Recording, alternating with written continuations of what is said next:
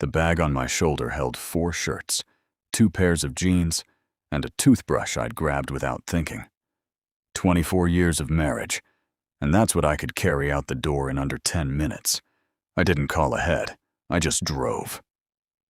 Marcus's house sat at the end of Elm Street, the way it always had. Porch light on, gravel drive, the kind of place that hadn't changed since we were 17 and sneaking beers in the garage. I sat in the driveway for a long moment before I could make myself get out. My phone buzzed one more time. Renee. I turned it face down on the passenger seat and didn't look at it again. The porch light caught me before I reached the steps. The door opened. It wasn't Marcus. Daniel. Carol stood there in a robe, silver hair loose around her shoulders. No surprise in her voice at all, like she'd been expecting someone to show up at her door at midnight for 30 years. Marcus is in Ohio till Thursday. I know. I'm sorry, Carol. I should have come inside. She stepped back to let me pass. You look like you haven't eaten. I hadn't. I hadn't done much of anything except drive and grip the steering wheel until my knuckles ached. She didn't ask why I was there. She just moved through her kitchen with the quiet efficiency of a woman who'd fed a lot of broken people over the years, pulling leftovers from the fridge, setting a plate in front of me at the table like it was the most natural thing in the world. I sat down because my legs didn't seem interested in doing anything else. Eat, she said. Talk if you want. Don't if you don't. I picked up the fork, put it down again. Renee's having an affair. The words came out flat, strange, like they belonged to someone else's life. 6 months, maybe longer. I found the messages tonight. Carol didn't flinch. She pulled out the chair across from me and sat, folding her hands on the table. I'm sorry, she said. And she meant it. I could hear that much. I don't even know what I'm supposed to feel right now. You don't have to know tonight. I looked at her, really looked, for the first time since she'd opened the door. There was something steady in her face, something that had been through its own fire once and come out the other side of it. I didn't know her story. I only knew Marcus's version of it. The husband who died slow. Years of hospital rooms before the end. How did you survive it? I asked. Losing someone. Not the same as this, I know, but grief doesn't care what shape it comes in, she said. Loss is loss. We sat with that for a while. The kitchen clock ticked. Somewhere upstairs, a floorboard creaked. By the time I finally ate, it was nearly 2 in the morning, and neither of us had said much else. Carol showed me to the guest room. Clean sheets, a lamp already on, like she'd prepared it before I'd even called to say I was coming. Maybe she had. Maybe she just knew people better than they knew themselves. I lay there in the dark for an hour, staring at a ceiling that wasn't mine, in a house that wasn't mine, replacing 24 years with a stranger's guest room. Sleep wouldn't come. My mind kept looping back to Renee's phone, the messages, the name I didn't recognize. Around 2, my stomach was still knotted, and I gave up. I went down for water. The kitchen light was on. Lana sat at the table in an old college sweatshirt, hair pulled up messy, a mug of tea in front of her that had probably gone cold an hour ago. She looked up when I came in, not startled, like she'd heard me on the stairs. Guest room's not doing it for you either, she said. Not tonight. Yeah. She nodded at the chair across from her. Sit. Misery loves company, apparently. I hadn't seen Lana in maybe 3 years. A wedding, I thought, or a funeral. One of those events where extended orbits of old friends cross paths and exchange 15 minutes of small talk. She looked different now, not older exactly, worn in a specific way I recognized because I was wearing it too. Mom told you about Renee? I asked, sitting. She didn't say a word. I just heard the fridge at midnight and figured either it was a burglar with terrible manners or somebody's life just fell apart. She wrapped both hands around her mug. Which one is it? Second one. Yeah, I know that flavor. She said it without self-pity, just fact. Tom and I split 8 months ago. Turns out that when a marriage dies, you don't get a ceremony for it. Just paperwork and a lot of 2 a.m. kitchens. Something in that landed harder than I expected. I let out a breath that wasn't quite a laugh. How do you get through it? I asked. Honestly, because right now I don't have a single clue. She studied me for a second, longer than the question needed. You don't get through it in one night, she said. You just get through the night. Then you do it again tomorrow. We talked for another hour, low voices so we wouldn't wake Carol. About nothing important, really. Old memories of Marcus getting us all grounded the summer we snuck out to the lake. A shared laugh about how none of us ever thought we'd end up here, at this table, at this hour. It was easy in a way I hadn't expected. Easier than it had any right to be, given the wreckage sitting behind my ribs. When I finally stood to head back upstairs, my legs felt steadier than they had in hours. Carol was in the hallway. I hadn't heard her come down. She was in her robe still, a glass of water in her hand, like she'd had the same idea Lena and I did, except she hadn't come into the kitchen. Maybe she hadn't wanted to interrupt. You two keeping each other up? She asked, but there was no edge to it. Couldn't sleep, I said. Lena kept me company. Carol nodded slowly, like she was filing that away somewhere. Then she reached out, the kind of gesture a mother makes without thinking, meant for a shoulder pat, a there, nothing more. Her hand landed on my shoulder and stayed, longer than it should have, long enough that I noticed, long enough that neither of us moved to end it first. Get some rest, Daniel, she said finally, low, her eyes steady on mine in a way that didn't match the ordinary words. This house has room for you, as long as you need it. Her hand slipped away. She turned toward her own room without another word. I stood there a moment in the dark hallway, my shoulder still warm where her hand had been, and I didn't understand yet what I'd just felt, only that I had felt something, and that I wasn't ready to look at it too closely. Days folded into each other faster than I expected. Carol ran the house like a woman who'd been running it alone for years, up before dawn, coffee going by 6, the radio low in the kitchen tuned to some station that played nothing recorded after 1985. She didn't hover. She didn't ask how I was doing every 5 minutes the way people do when they don't know what else to say. She just made sure there was food, made sure the guest room had clean towels, made sure I had somewhere quiet to sit when I needed it. It was steady. It was safe. It felt, in a strange way, like being handed back a piece of my own life that Renee had taken with her when she left. Lena was a different kind of company entirely. She worked from home 3 days a week, something in insurance claims she complained about constantly and never seemed to actually hate. And by evening, she'd be in the kitchen too, usually with a glass of wine, usually with something sharp and funny to say about the state of modern marriage. You know what nobody tells you, she said on the 3rd night, leaning against the counter while I dried dishes Carol had washed, is that the anger comes in waves. You think you're done being mad, and then Tuesday happens, and you're furious all over again for no reason. I believe it. Where are you? Wave-wise. Somewhere between numb and furious. I haven't hit the waves yet. I set down a plate. Ask me again in a month. She laughed. A real laugh. Short and surprised out of her, like I'd said something funnier than I meant to. It felt good, making that sound happen. I noticed that it felt good, and I noticed myself noticing. And I put both thoughts away in the same place I'd put the memory of Carol's hand on my shoulder 3 nights ago. A place I wasn't looking at yet. Marcus called most evenings, apologetic and useless from 600 miles away. Man, I'm sorry. I wish I could be there. Mom's taking care of you, right? Lena's not driving you crazy? They're taking good care of me, I told him. And it was true.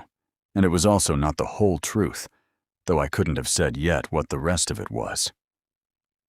By the 5th night, a rhythm had settled in that felt almost dangerously comfortable. Carol during the day, her calm a kind of ballast I hadn't known I needed. Lena after dark, sharp, funny, awake in a way that matched the raw thing still buzzing under my skin since Renee. I told myself it was just company.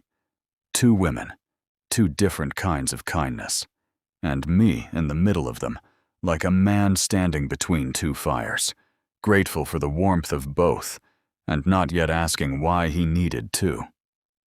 Thursday evening, Lena was making dinner, pasta, garlic filling the kitchen, and I was supposed to be helping, which mostly meant standing near the stove handing her things when she asked. "Hand me the salt," she said, and I did, and our fingers brushed in the handoff. Nothing. It should have been nothing. It was a salt shaker. But she didn't step back right away, and I didn't either. And for a second we were just standing there, closer than the recipe required, close enough that I could smell the wine on her breath and something floral underneath it. Her perfume or her shampoo, I couldn't tell which. "Daniel." Her voice had dropped, quieter than the kitchen needed. "Yeah?" She looked up at me. Whatever she was about to say, I never found out, because that's when I heard the front door. We both stepped back at the same instant. Too fast. Too obvious. Like teenagers caught by a parent, which in a way is exactly what happened. Because 30 seconds later, Carol walked into the kitchen with a bag of groceries and stopped in the doorway. She looked at Lena. She looked at me. Neither of us was doing anything wrong. We were standing 3 feet apart over a pot of boiling water. And still, something in her face told me she'd read the room the second she walked into it. "Smells good," Carol said finally, setting the bag on the counter, her voice perfectly even. "Set an extra place. I'm starving." Dinner went fine. Normal, even. Lena's usual jokes. Carol asking about my job. The 3 of us clearing plates like any other night in that house. But later, after Lena had gone up to her room, and I was rinsing the last of the dishes, Carol lingered in the kitchen doorway, drying her hands on a towel, watching me in a way that wasn't quite accusation, and wasn't quite nothing either. "Daniel," she said. "Yeah?" "Be careful in this house." Her voice was gentle. It was also unmistakably a warning. There's more than one kind of comfort a person can offer. Not all of them are good for you right now. I opened my mouth to say something. I didn't know what. And she was already turning away, leaving me standing at the sink with wet hands, and a question I didn't have the nerve to ask her yet. Which kind of comfort was she talking about? Lena's or her own? Carol's warning sat with me for 2 days, like a stone in my shoe. Small, persistent, impossible to ignore. I found myself watching her differently after that. Not with suspicion, exactly. More like I was seeing her for the first time as a woman who'd lived a whole life before she became somebody's mother, somebody's widow. The steady hand in this house. I didn't know that woman. I realized I wanted to. The chance came on a Saturday afternoon. Lena had gone into town to run errands, and Marcus's flight home had been pushed back again. Some deal in Ohio dragging longer than planned. Carol was in the garden out back, on her knees in the dirt, pulling weeds from around a row of tomato plants that didn't look like they needed much help. "Mind if I join you?" I asked. She glanced up, shielding her eyes from the sun. "There's a second pair of gloves in the shed." We worked in silence for a while, side by side, the kind of quiet that didn't need filling. It was the first time since I'd arrived that my hands had something to do besides hold a coffee mug or grip a steering wheel, and there was a relief in that I hadn't expected. "Can I ask you something?" I said eventually. You can ask. What you said the other night about being careful in this house. I pulled a weed free, tossed it aside. What did you mean by that? Carol didn't answer right away. She sat back on her heels, pulling off her gloves, looking out at the yard like the answer was somewhere past the fence line. When Robert got sick, she said finally. It was slow. 4 years almost. Toward the end, he didn't know who I was most days. She said it plainly, without asking for sympathy, the way you'd describe weather from a long time ago. There was a man, a widower, lived 2 streets over, brought casseroles at first, the way neighbors do. Then it was more than casseroles. I stayed still, my hands resting in the dirt, not wanting to break whatever had made her willing to say this out loud. Nothing happened, she said. Not the way you might be thinking. But I wanted it to. God help me.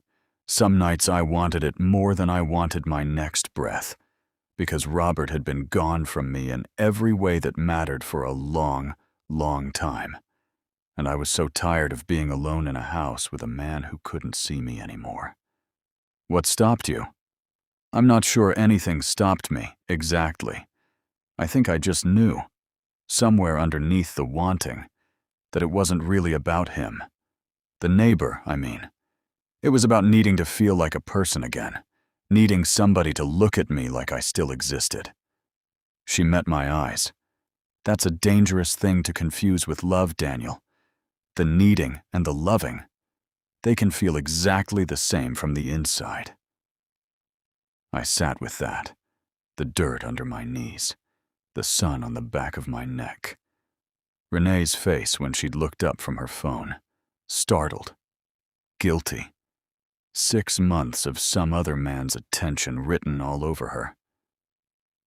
Is that what's happening with me? I asked. You think I'm confusing the two. I think you're a man who just found out his wife stopped seeing him a long time before she cheated on him, Carol said. And now you're in a house full of people who do see you. That's not nothing. But it's not the same as this being the answer either. Her hand found mine in the dirt between us. Not romantic, or it shouldn't have been. Just her fingers closing over my knuckles, warm from the sun, steadying. Except I didn't pull away, and neither did she. We stayed like that a beat too long, her hand over mine, the garden quiet around us, something unspoken passing between 2 people who both understood exactly what it was like to be invisible inside a marriage. I looked at her, really looked, and for one suspended second, I wasn't thinking about Renee at all. I was thinking about how long it had been since someone had looked at me the way Carol was looking at me right then. Carol, I started, not even sure what I meant to say after her name. The back door banged. Lena's voice carried across the yard, keys jingling, groceries in her arms. A little help out here? Carol's hand slipped from mine so quickly it was like it had never been there at all. She was on her feet, brushing dirt from her knees, calling back to Lena in a voice that gave away nothing. Steady, warm, ordinary. I stayed kneeling in the garden a moment longer, my hand still warm where hers had been, my heart going harder than pulling weeds had any right to cause. Whatever had almost happened between us, whatever that was, neither of us said a word about it as we carried grocery bags inside. But I caught her eyes once across the kitchen while Lena unpacked, and there was something there that hadn't been there 4 days ago. Something that wasn't going to be easy to put back where it came from. Marcus's flight got pushed a 3rd time. 2 more days, he said on the phone, apologetic, oblivious. Tell Mom and Lena I owe them big for this. I said I would. I didn't say anything about the garden or Carol's hand under mine, or the fact that I'd been avoiding being alone with her since, not out of guilt exactly, or not only that, but because I didn't trust myself to know what I'd do with a second chance at that moment. That left Lena, which, looking back, was its own kind of danger I hadn't accounted for. She found me on the back porch a little after 11, unable to sleep for the second night running. I'd taken to sitting out there after the house went quiet, just the crickets, the porch light, the particular ache of a mind that wouldn't stop replaying 6 months of text messages I'd never wanted to see. "Thought I might find you out here," she said, sitting down on the step beside me without asking. She'd brought 2 beers, handed me one. "You've got a pattern going. 11 o'clock. This step. Staring at nothing. Guilty. Renee called today?" "Twice. I didn't pick up." I turned the bottle in my hands. I don't know what I'd even say to her. "You don't owe her anything right now. Not a conversation, not an explanation, nothing." Lena's voice had an edge to it that I recognized. The specific anger of someone who'd been where I was and hadn't fully climbed out yet. "Tom used to say that too. We should talk about this like adults, like I was the one who broke something. Is it easier now? 8 months out? Some days." She looked out at the dark yard. "Some days I still catch myself reaching for my ring finger like it's still there. Muscle memory's a cruel thing." We sat with that a while, the crickets loud in the quiet, the porch light drawing moths in slow circles above us. I was aware of her in a way I hadn't let myself be since the kitchen, the salt shaker, the moment Carol had walked in on. Aware of the couple inches of space between her shoulder and mine on the step. "Can I tell you something?" she said. "And you have to promise not to make it weird. That's a hard promise to make in advance." She laughed, but it faded fast. "I like having you here. That's all. It's been a really lonely 8 months. And then you show up, and the house feels different. Less empty." She glanced at me sideways. "I know that's probably not what you want to hear right now. It's not what I want to hear," I admitted, and the honesty of it surprised me on the way out. "I don't know what I want right now, Lena. That's the truth. Everything in my life just got knocked sideways, and you and your mom are the only steady thing I've got. And I don't know how to feel steady and confused at the same time, but that's exactly where I am." She was quiet for a moment. Then she set her beer down on the step and turned toward me, and something in her face had shifted. Softer, more open than the sharp humor she usually wore like armor. "Maybe you don't have to know," she said. "Maybe you just get to feel something for once instead of figuring it out." Her hand found mine on the step between us. I didn't pull away. I told myself I would, in a second, in just another second, and the second kept not arriving. "Lena, don't," she said quietly. "Don't talk us out of it yet." She leaned in, slow enough that I could have stopped it, slow enough that some part of me understood exactly what was happening and let it happen anyway. Her hand came up to my jaw, and then her mouth was on mine, brief, warm, urgent in a way that startled us both. For one suspended moment, I kissed her back. My hand found her waist. Every wrecked, lonely, humiliated piece of the last 2 weeks went quiet at once, replaced by nothing but the immediate, overwhelming fact of being wanted. Then the moment cracked and I pulled back like I'd touched something hot. "I can't." My voice came out rough, unsteady. "Lena, I can't do this. Not here. Not like this." She sat back, breathing hard, her eyes bright. Hurt or relief, I couldn't tell which. "Okay," she said softly. "Okay." I stood up too fast, the porch step unsteady under me, my heart slamming against my ribs. "I'm sorry. I have to." I didn't finish the sentence. I just went inside, up the stairs, into the guest room, and shut the door like it could keep out what had just happened. I sat on the edge of the bed in the dark for a long time, my hands not quite steady, my mouth still carrying the ghost of her kiss. I'd left my marriage 2 weeks ago because someone else had gotten there first. And now, in a house that was supposed to be safe, I'd just done something I couldn't take back, not with Carol's hand still warm in my memory, not with Lena's mouth still on mine, not with Marcus coming home in 2 days, trusting that his mother and sister had simply taken care of his oldest friend. I didn't know yet which betrayal weighed heavier, the one I'd suffered or the one I'd just started causing. I didn't sleep. By 6, gray light was coming through the guest room curtains, and I still hadn't decided what I was going to do with my face when I walked downstairs. I stalled as long as I could, showered too long, made the bed like it mattered. When I finally came down, Carol was at the stove, back to me. Coffee already poured into a mug at my usual place at the table, like nothing in the world had changed. "Morning," she said, not turning around. "Morning." Lena wasn't at the table. That felt like its own kind of statement. I drank the coffee. Carol set a plate in front of me, eggs, toast, the same as every morning that week. And then she did something she hadn't done before. She sat down across from me instead of moving on to the next task. "You look like you didn't sleep," she said. "Didn't much, no." She studied me for a long moment, the kind of look that made me feel about 19 years old, and caught at something. I braced for a question I didn't have an honest answer for.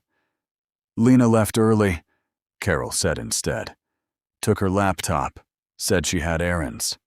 I don't think that's true, but I didn't push." I set my fork down. My appetite, what little I'd had, was gone. "Carol, you don't owe me an explanation, Daniel." Her voice was even, careful, but there was something underneath it. Not anger, something closer to weariness. "This isn't my business to pry into. You're both adults." "Nothing happened," I said, and even as it left my mouth, I knew it was only technically true. The kind of sentence that's built to survive a cross-examination and nothing more. Carol didn't call me on it. She just looked at me a moment longer, and something passed behind her eyes. Not accusation, but a kind of recognition. Like she was seeing not just what might have happened with her daughter, but the echo of what had almost happened with her. 5 days ago, on her knees in the dirt, with my hand under hers. "I told you to be careful in this house," she said quietly. "I meant all of it, Daniel, not just Lena." I didn't have an answer for that.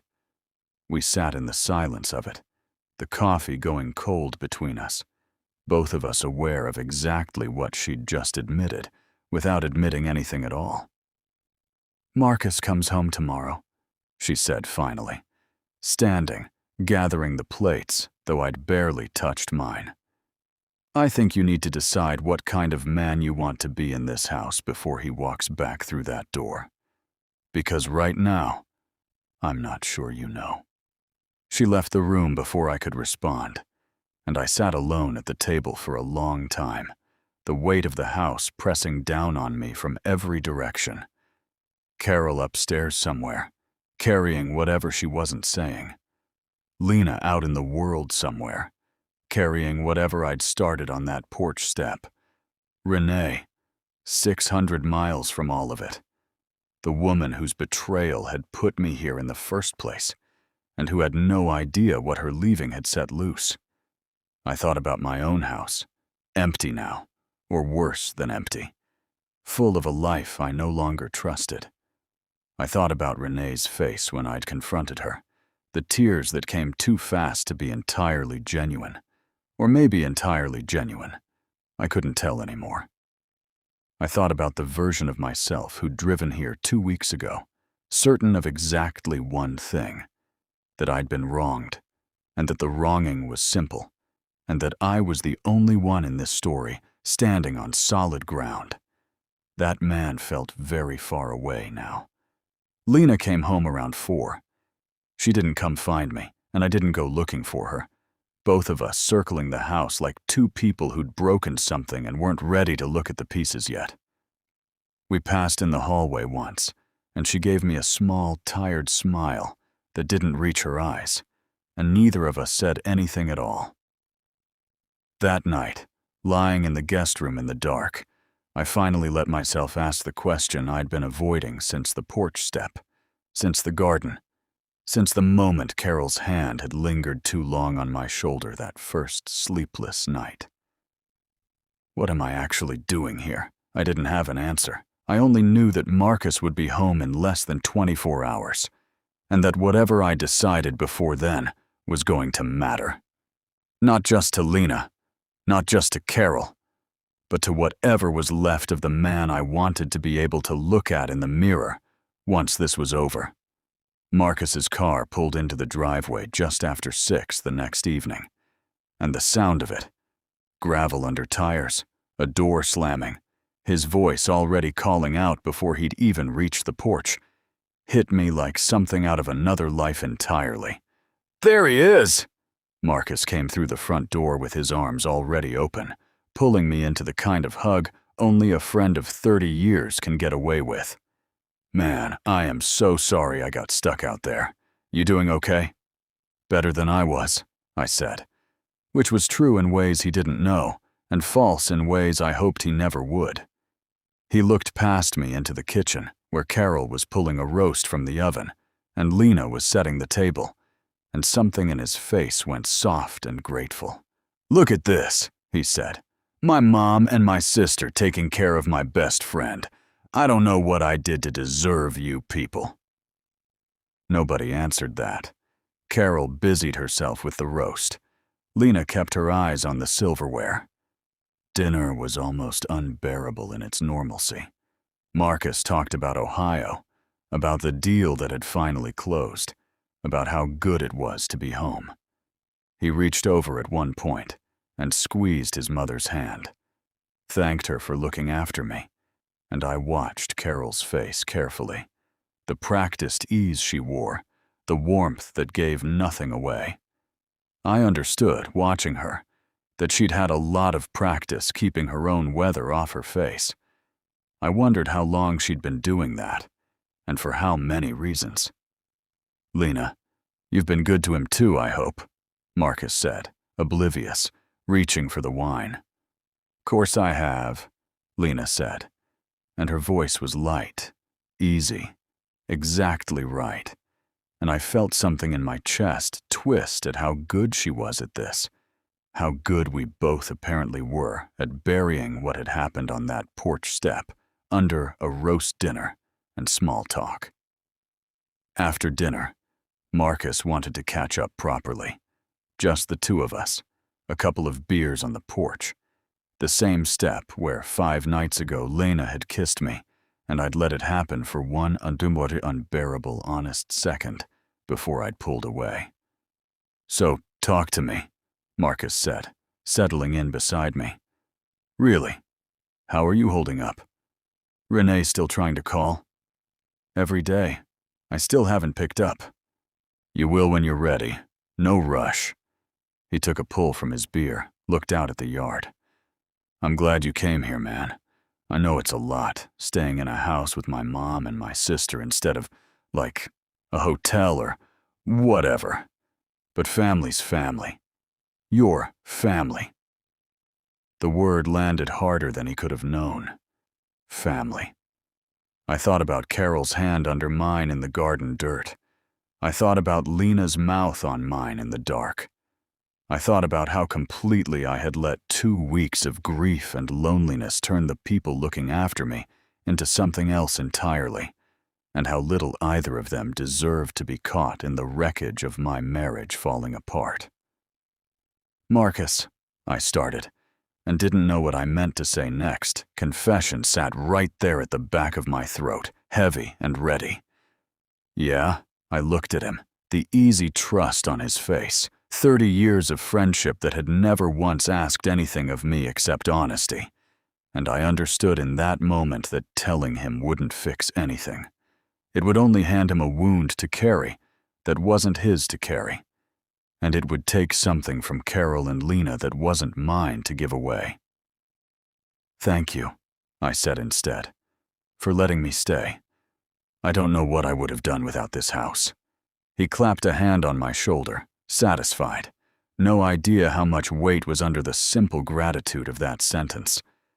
Later, after Marcus had gone up to bed, I found Lena alone in the kitchen, drying the last of the dishes. "We need to talk about the other night," I said quietly. She set the towel down. "Do we? Or do we just need to agree it didn't happen and go back to normal now that Marcus is home? Is that what you want?" "I want a lot of things I'm not going to get, Daniel." She said it without bitterness, just tired honesty. "You're not free.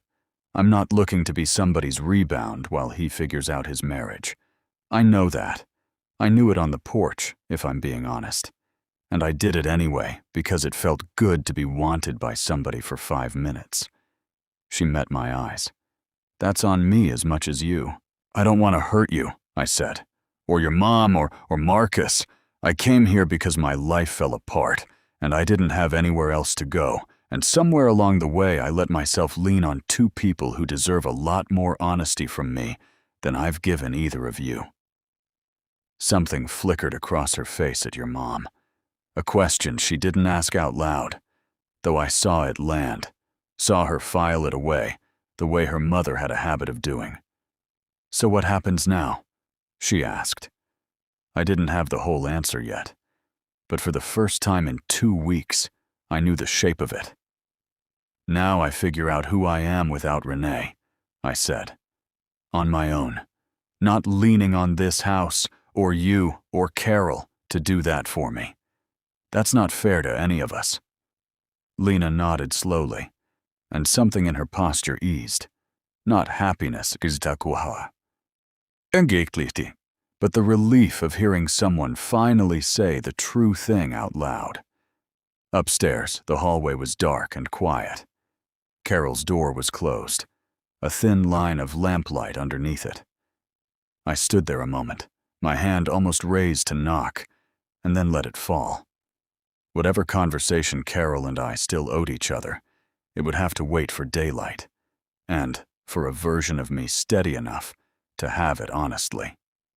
I found Carol in the garden the next morning, same as before, kneeling in the dirt, the tomato plants heavier now, closer to harvest than they'd been the last time we'd knelt there together. "Mind some company?" I asked. "Never have."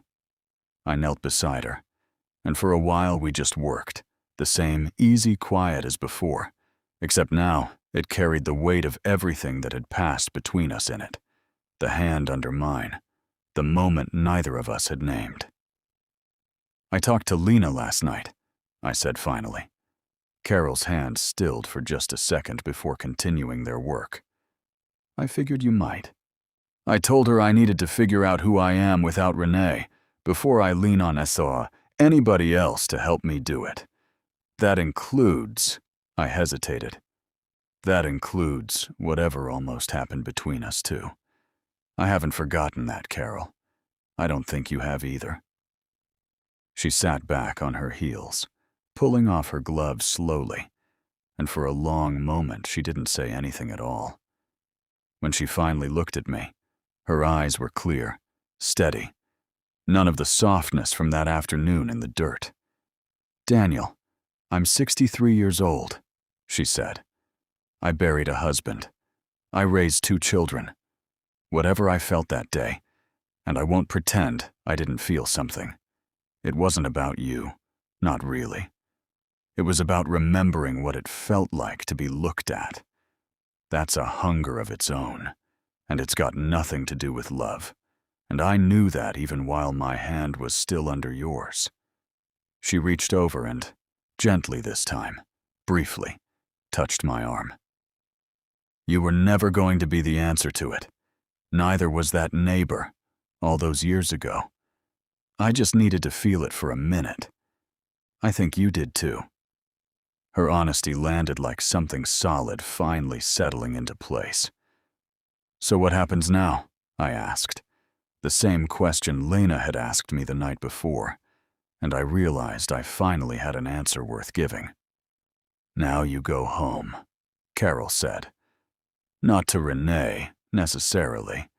That's yours to decide, and nobody in this house is going to tell you how to feel about your own marriage. But home, a place of your own. Somewhere you're not leaning on two women to hold you up while you figure out who you are without her." She smiled, small and a little sad. "You can't build a life out of borrowed comfort, Daniel. Believe me, I tried once." I thought about Renee then, really thought about her, for the first time without the static of rage and humiliation drowning everything else out. 24 years. A marriage that had gone quiet long before it went unfaithful, the way Carol had said about her own. I didn't know yet if there was anything left worth saving in it. But I knew I couldn't find that answer in a guest room down the hall from two women I'd let myself lean on far past the point of what was fair to any of us. "I'll call a realtor this week," I said. "Get my own place, figure out the rest from there." Carol nodded, satisfied, and went back to her tomatoes like the conversation had cost her nothing, though I suspected, watching the careful set of her shoulders, that it had cost her something after all. I found Lena on the porch that evening, the same step, the beer bottles this time replaced with 2 mugs of coffee. "I'm getting my own place," I told her, "starting this week." "Good," she said, and she meant it. I could hear the honesty in it, the same relief that had been in her voice the night before. "Good for you, Daniel." "I'm not saying that to close a door," I said carefully. "I just need to walk through it as myself first. Whatever's between us, if there's anything real there once the dust settles, it deserves better than starting out of somebody's grief." She studied me for a moment, then smiled. A real one this time, not the careful, performed version from dinner the night before. "That's the most honest thing you've said since you got here," she said. "Go figure your life out, Daniel. The door's not locked, but it's not holding its breath either."